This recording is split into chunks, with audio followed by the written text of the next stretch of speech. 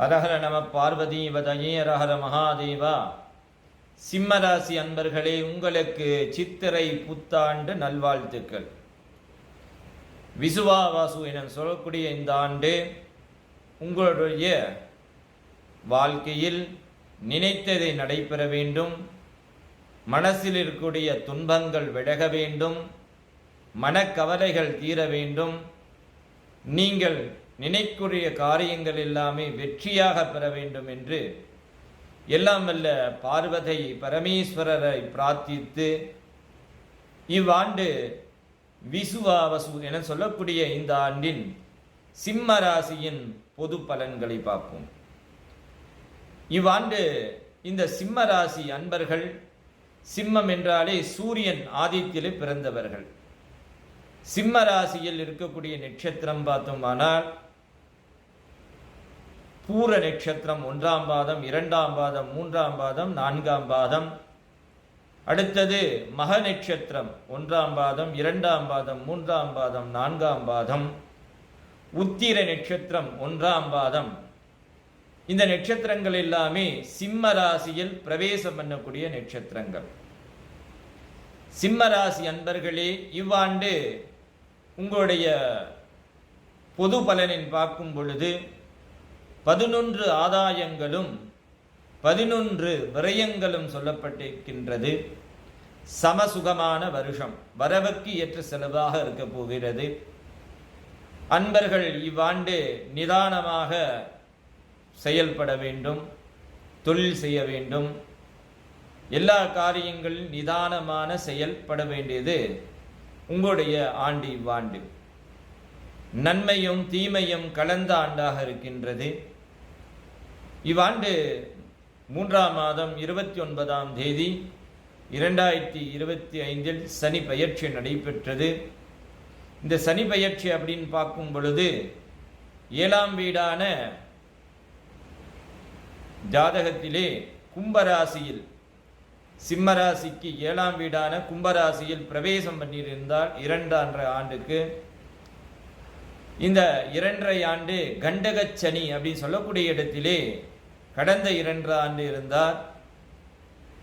உடல் ரீதியாக பாதிப்பு, தொழிலில் பாதிப்பு, எடுத்த காரியங்கள் எல்லாம் தோல்வி, உறவுகள் சந்தோஷம் இல்லை, இப்படிலாம் இருந்த இந்த சனி இப்பொழுது 8ஆம் வீடான மீன ராசியில் பிரவேசம் பண்ணி இருக்கின்றார்.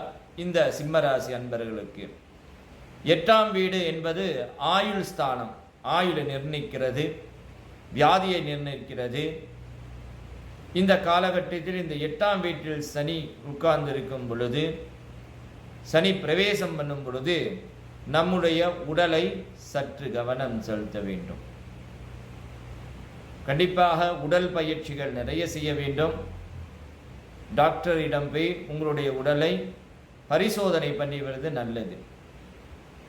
காரணம் 8ஆம் வீடு என்பது ஆயுள் ஸ்தானமாக இருக்கின்றது. அதனால் உங்களுடைய உடலை சற்று கவனம் செலுத்துமாறு கேட்டுக்கொண்டு, முடிந்த அளவில் இந்த சிம்மராசி அன்பர்கள் சனீஸ்வரரை வழிபாடு செய்து, ஆஞ்சநேயர் வழிபாடு, பைரவர் வழிபாடு செய்வதன் மூலம் இந்த வியாதிகள் வரக்கூடிய பலன்களிலிருந்து விடுபடலாம். அடுத்ததாக வருகின்ற 5ஆம் மாதம் 10ஆம் தேதி 2025 குரு பயிற்சி நடைபெறுகிறது.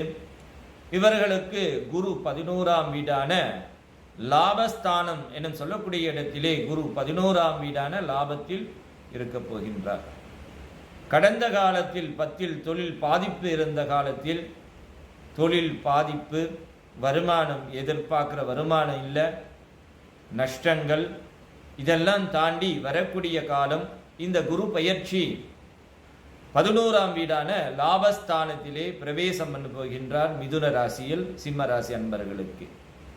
இந்த 11ஆம் வீடான வீட்டில் குரு பிரவேசம் பண்ணக்கூடிய காலம் லாபகரமான ஒரு காலம், லாபங்களை உங்களுக்கு வழங்கக்கூடிய ஒரு காலம். அப்போ புது முயற்சி ஈடுபட்டால் லாபம் கிடைக்குமானா இந்த காலம் நன்மையை கொடுக்கக்கூடிய காலம்.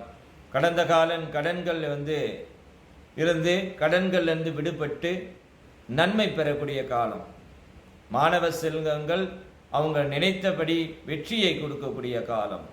வியாபாரம் செய்கிறவர்களுக்கு இவ்வாண்டு வியாபாரத்தில் லாபங்கள் பெறக்கூடிய காலம். குருவின் திருவருள் உங்களுக்கு நன்மையாக இருக்கின்றது இவ்வாண்டு. இருப்பினும் 5ஆம் மாதம் 17ஆம் தேதி ராகு பயிற்சி நடைபெறுகின்றது. இந்த ராகு பயிற்சி அப்படின்னு பார்க்கும்போது சிம்ம ராசிக்கும் கும்பராசி மத்தியிலே இந்த ராகு பயிற்சி நடைபெறுகிறது. ஜென்ம ராசியில் ராகு பிரவேசம் பண்ணுகின்றார். 7ஆம் வீடான கலத்திரஸ்தானத்திலே ராகு கேது பிரவேசமாகிறது. ஜென்மராசியில் கேதுவும் 7ஆம் வீடான கலத்திரஸ்தானத்திலே ராகுவும் பிரவேசம் பண்ணும் பொழுது கணவன் மனைவி உறவு சற்று விரிசல் ஏற்படும். விட்டு கொடுக்கக்கூடிய மனப்பக்குவத்தை அமைத்து கொள்ள வேண்டியது நல்லது.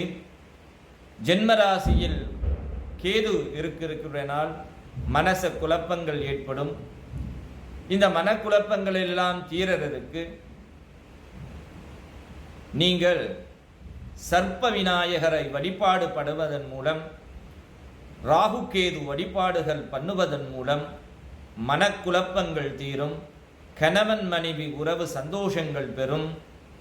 மனக்குழப்பங்கள் இல்லாமல் எல்லா காரியங்களையும் நீங்கள் வெற்றிகரமாக செய்ய முடியும். இவ்வாண்டு உங்களுக்கு சம ஆண்டான இருந்தாலும் குரு லாபங்களை கொடுக்கக்கூடிய ஆண்டு. கடந்த ஆண்டோட இவ்வாண்டு நன்மையை பெறக்கூடிய ஒரு ஆண்டாக இருக்கும். மனக்குழப்பங்களை மற்றும் நீங்கள் நிதானமாக நிலையாக எந்த காரியங்களும் செய்ய வேண்டும். இந்த ராசி அன்பர்களுக்கு இவ்வாண்டு நன்மையை பெற வேண்டும் சொல்லிக்கொண்டு இப்போ சொல்லக்கூடிய இந்த பலன்கள் எல்லாமே பொது பலன். உங்களுடைய லக்னம், உங்களுடைய ராசி, உங்களுடைய தசாபுக்திகளை தெரிந்து கொண்டு முழு பலன்களை தெரிந்து கொள்ளுங்கள். நன்றி.